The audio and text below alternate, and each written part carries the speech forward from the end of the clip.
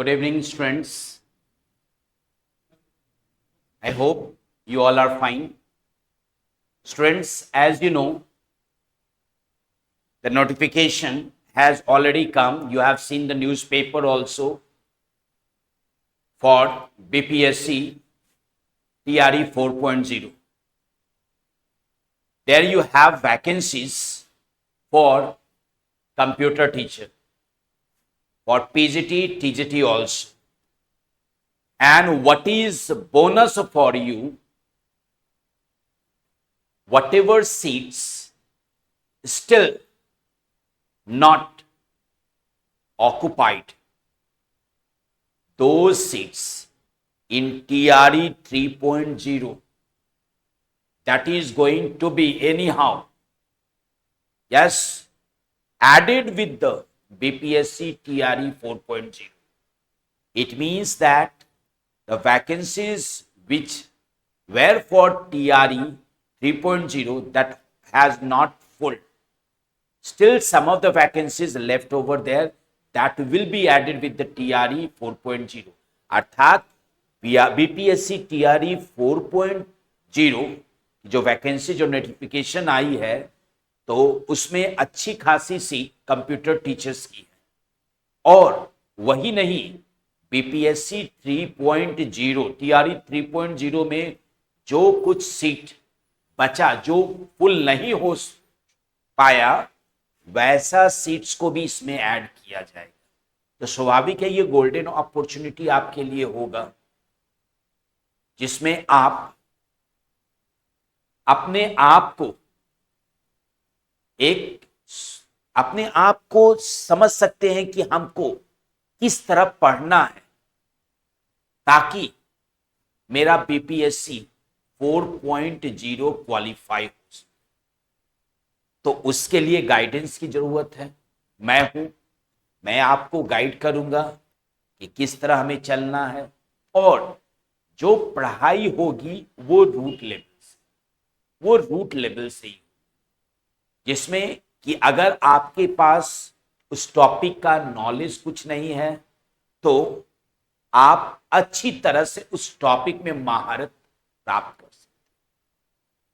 पढ़ाई इस तरह होगी कि और एक सरल वे में बायलैंग्वेज हिंदी भी होगी, इंग्लिश भी होगी, ताकि आपको समझ में आ जाए।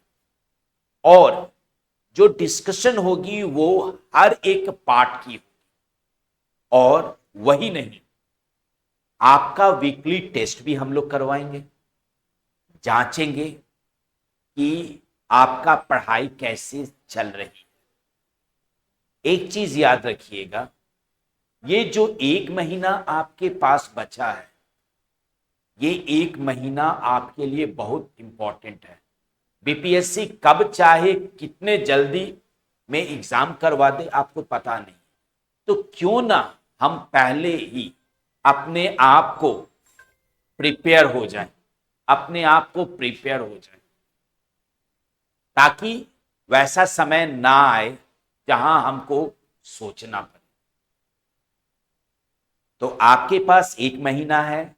हमारा नया बैच जो 9 अप्रैल से शुरू हो रही है, आप जल्द से जल्द एडमिशन ले लें ताकि आपकी पढ़ाई समय पे स्टार्ट हो और एग्जाम से पहले आपका सिलेबस कंप्लीट करवा दो।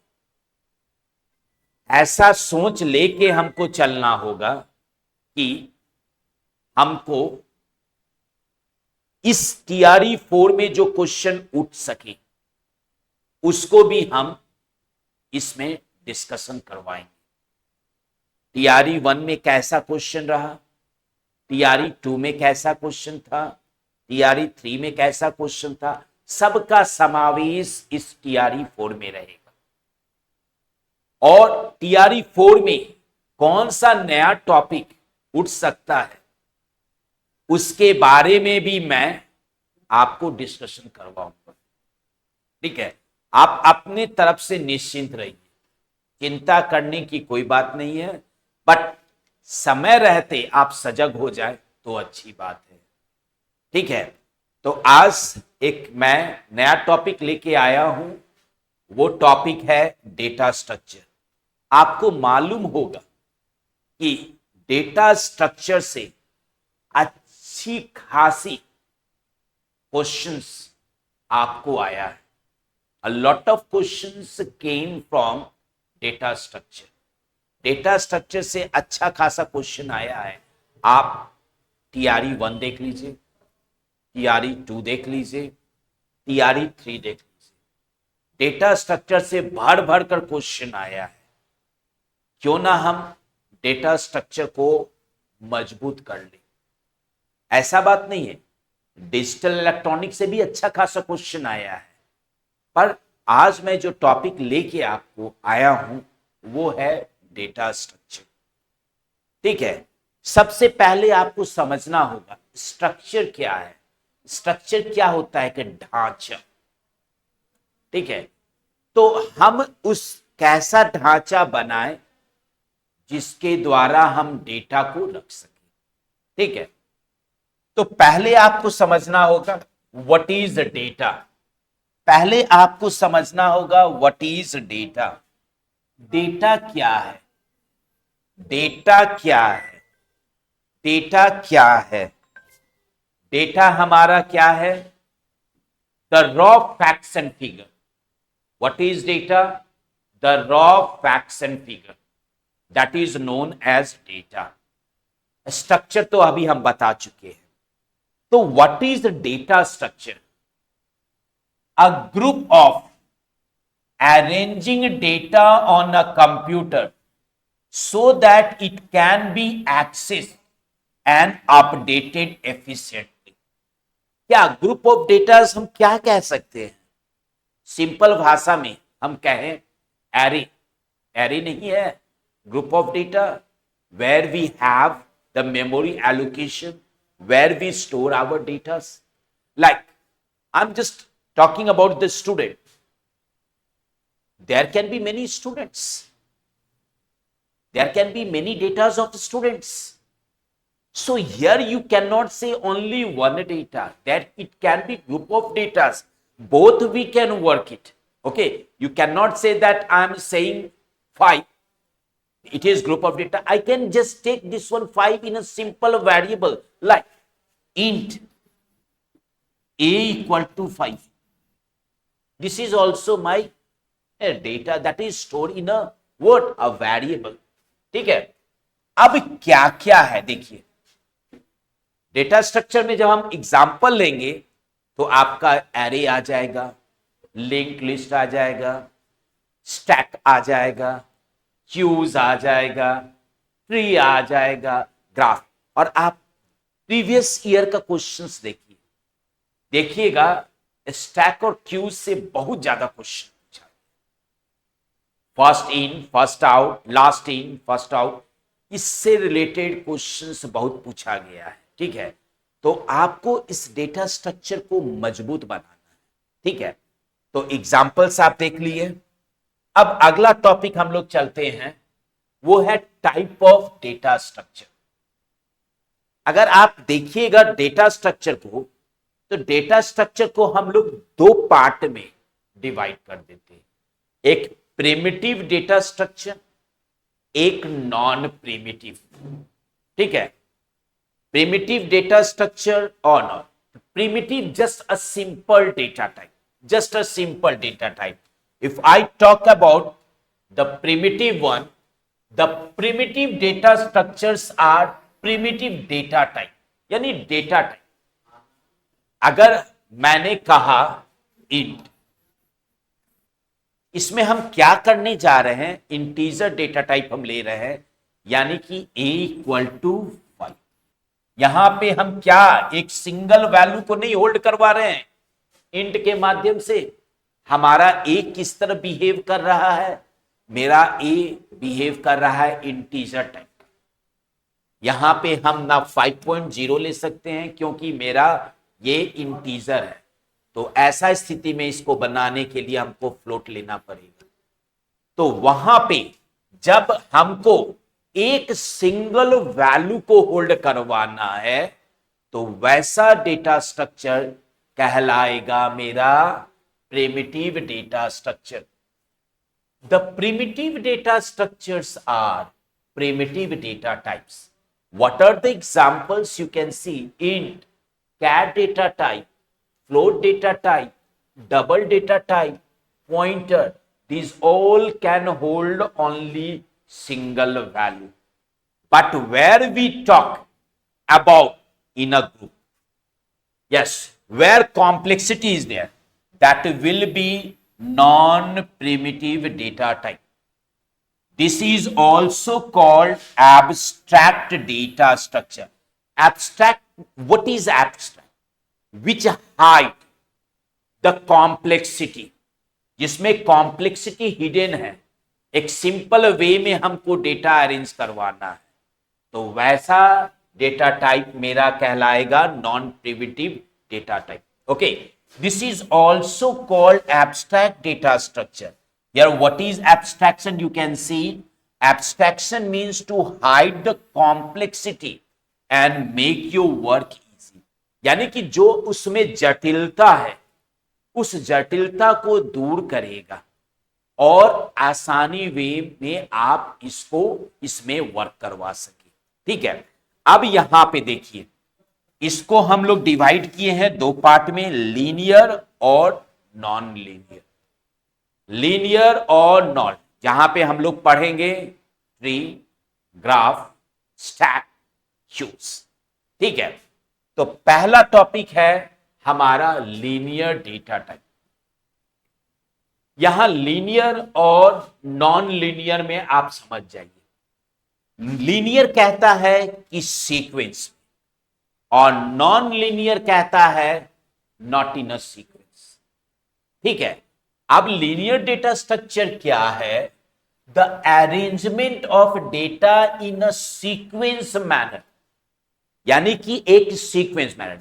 जैसे एग्जांपल यहां दिया गया है एरे. एरे देखिए, एरे आपने पढ़ा होगा, सिंगल डायमेंशन, डबल डायमेंशन. ठीक है, 2D 1D सब पढ़े होंगे. आप देखिए, ये डेटा मैं सीक्वेंस वे में नहीं ले रहा हूं. जहां मेरा एड्रेस 0 1 2 3, यहां पे 20 10 30 40 सीक्वेंस वाइज नहीं है. What is the address? You see A0 which is holding 20, A1 10, A2 holding 30 in a sequence way. It means that from any block you can hold the data from any, but these are in a sequence manner. Same for your linked list also, a stack also, as well as queues. Now, next topic is non-linear data structure, that is not in a sequence. आपने stack और Q पढ़ा होगा. Stack में क्या होता है और Q में क्या होता है? क्यू में क्या होता है?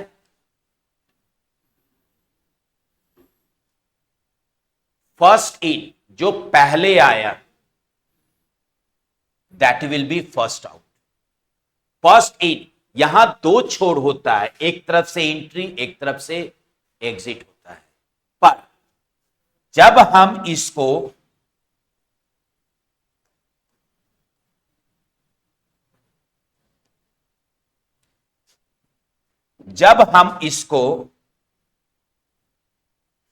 स्टैक वे में कर दें तो क्या होता है? जो डेटा सबसे लास्ट आएगा वही डिलीशन प्रोसेस में जाएगा. यानी कि लीफो आपने सुना होगा, लास्ट इन फर्स्ट आउट. और हमारा स्टैक में क्या होता है? First in first out. Simple example हम आपको देते हैं. आप स्टैक के बारे में कौन सा सिंपल एग्जांपल से आप समझ सकते हैं? आपने देखा है प्लेट्स, प्लेट एक के ऊपर एक के ऊपर एक के ऊपर इस तरह प्लेट रखाता है ना, एक के ऊपर एक के ऊपर. तो जो आखिरी प्लेट रखा है, अगर आपको हटाना है तो आप कहां से हटाइएगा? जो आखिरी प्लेट रखा है वहीं से हटा, यानी कि जो लास्ट में रखाया वो हटा, तभी इसको कहा जाता है LIFO, last in first out. Cinema hall, अगर आपने लाइन में खड़ा है तो सबसे पहले किसको इंटरटेन किया जाएगा? जो पहले आया सर्विस क्या होगा? उसको मिलेगा। एक छोर से क्या हो रहा है? फर्स्ट इन, और अदर छोर से first out, first in first out. और यहां पे क्या हो रहा है? एक ही पॉइंट से हमारा एडिशन भी हो रहा है और डिलीशन भी हो रहा है, ठीक है। तो यही कॉन्सेप्ट आपका स्टैक और क्यूज में है, और इससे अच्छा खासा क्वेश्चन हर साल पूछा जा रहा है, ठीक है।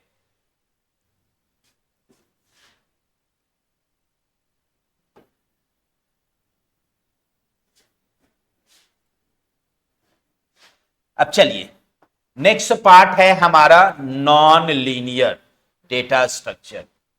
नॉन लीनियर में हम बता ही चुके हैं आपको। नॉन लीनियर क्या कह रहा है? कि जो एक सीक्वेंस में ना हो।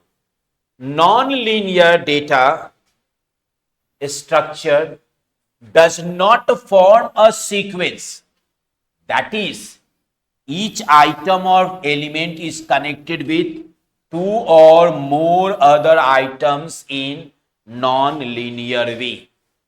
यानी कि ये बेस्ट एग्जांपल है। The best example of non linear is your tree and graph. आपने पढ़ा ही होगा ट्री और ग्राफ। अगर आपने बीपीएससी टीआरई 3 का प्रिपरेशन किए तो आपको भली भांति आपको पता होगा ट्री और ग्राफ, और इससे भी क्वेश्चन पूछा गया है लेफ्ट राइट नोड के बारे में, ठीक है। तो ये सब टॉपिक आपके लिए बहुत इंपॉर्टेंट है। I hope you have understood these all topics very nicely. In the coming class we will have the other topics.